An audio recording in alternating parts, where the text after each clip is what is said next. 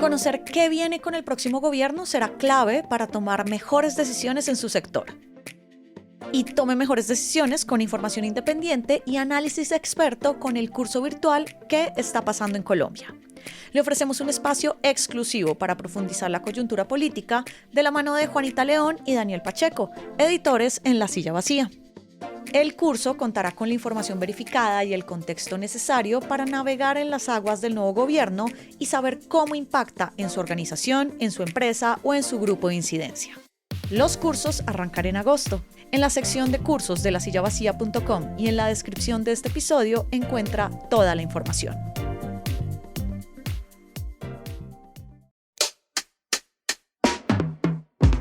Tenga listo el tinto que ya vienen los huevos revueltos con los ingredientes de la receta para que Abelardo de la Espriella gobierne a punta de decretos. Desde la redacción de La Silla Vacía soy Tatiana Duque. Es viernes 24 de julio.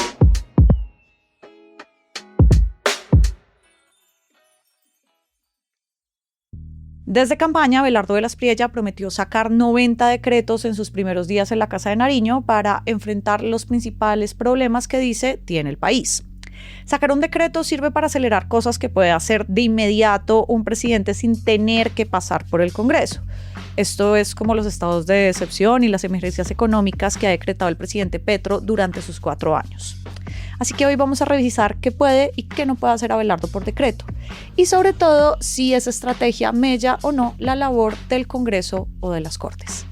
Edgar Quintero está cubriendo la transición presidencial. Gracias por volver para acá. Hola Tatiana, gracias por invitarme.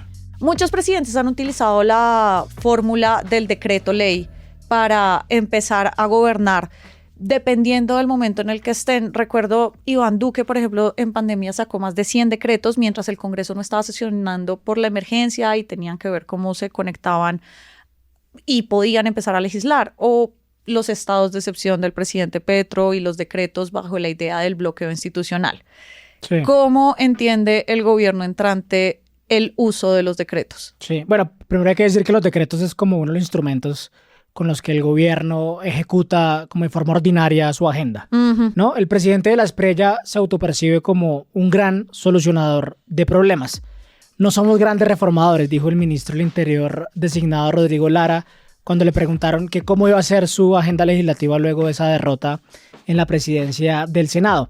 Las señales del gobierno electo es que piensan utilizar a fondo esos poderes que tiene el Ejecutivo, que parte de una idea que tiene bastante sentido para quienes conocen bien el funcionamiento del Estado, y es que las grandes transformaciones no pasan necesariamente por grandes reformas en el legislativo, sino por políticas bien diseñadas y bien ejecutadas. Desde la campaña de la Espriella y su equipo han venido preparando un gran paquete de decretos para enfrentar los principales problemas que creen que tiene el país.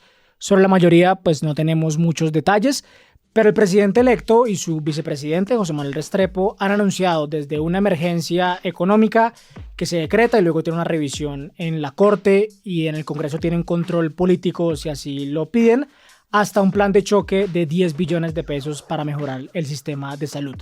Entonces estamos ante un gobierno que dice tener una agenda legislativa más bien escueta y que anticipa un uso ambicioso del Poder Ejecutivo. Estos decretos tienen un tiempo mientras la Corte los estudia, como todos los decretos, alguien los puede terminar demandando. Ajá. El gobierno entrante cuenta entonces con ese espacio de tiempo, desde que lo saca hasta que se empieza a revisar para armar su plan de Estado, básicamente. Sí, el equipo de la Espriella dice, desde la campaña lo vienen diciendo, que llevan meses trabajando primero en un diagnóstico detallado sobre el estado de los sectores del gobierno, siempre bajo esta idea, algunos dirán prejuicio, que la administración Petro pues, fue un desastre y que su información no es confiable. Y para el 7 de agosto la promesa es que van a presentar medidas concretas para los sectores que les parece prioritarios. Por supuesto, eso va a depender del nivel de importancia de cada uno.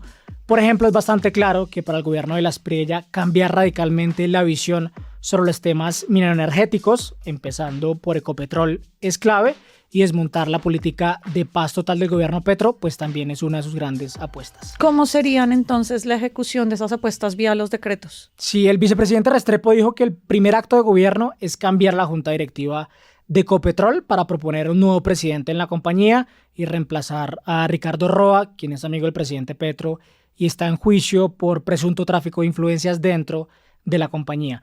Ahora, eso no va a ser tan automático.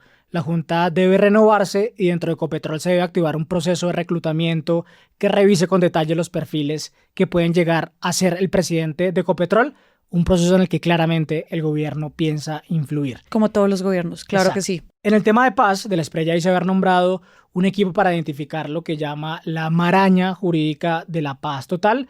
Hay claramente cosas que puede desmontar a través de resoluciones y decretos.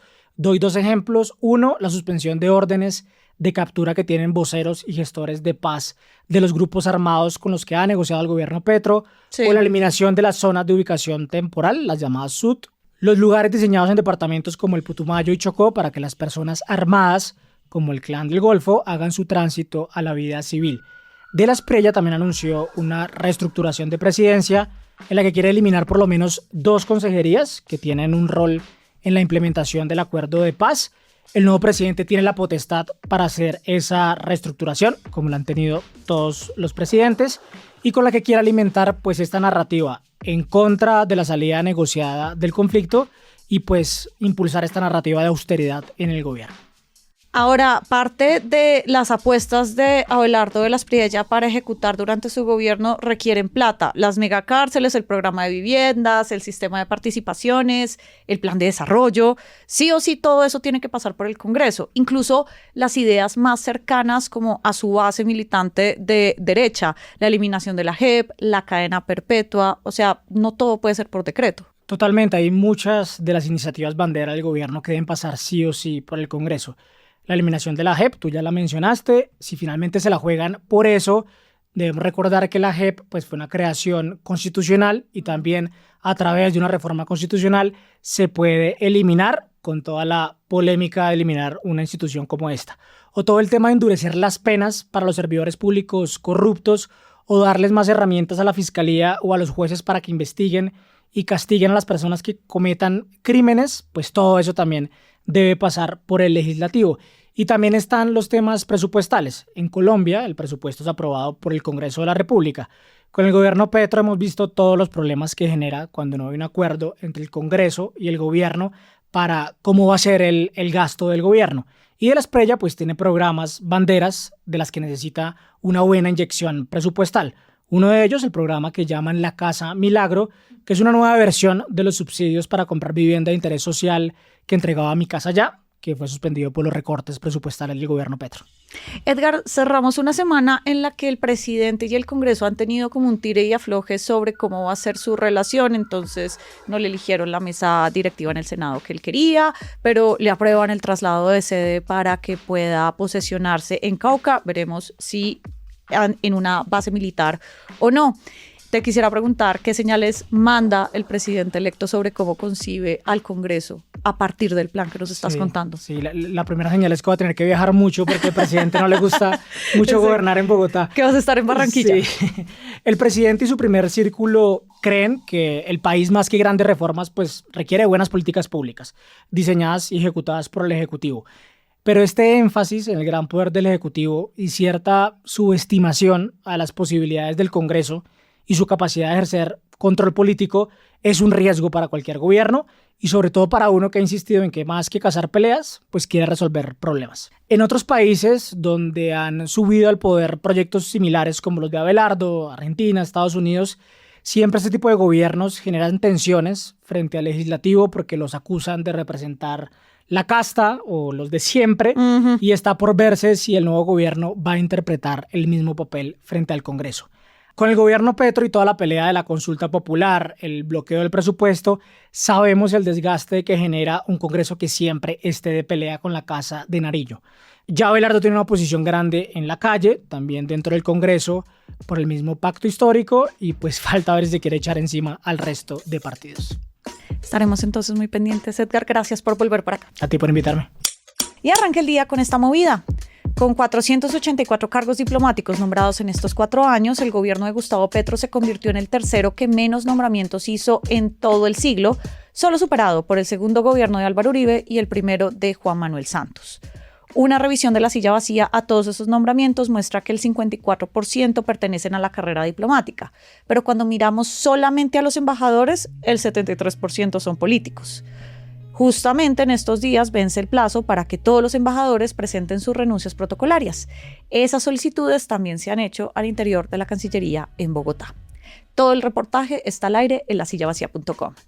Y toda la movida de poder siempre va a estar en lasillavacía.com, en las redes, en el en vivo y en nuestro canal de YouTube. Y por acá cada mañana estará servido su desayuno político favorito. Fernando Cruz produjo este episodio. Yo soy Tatiana Duque y nos escuchamos el lunes.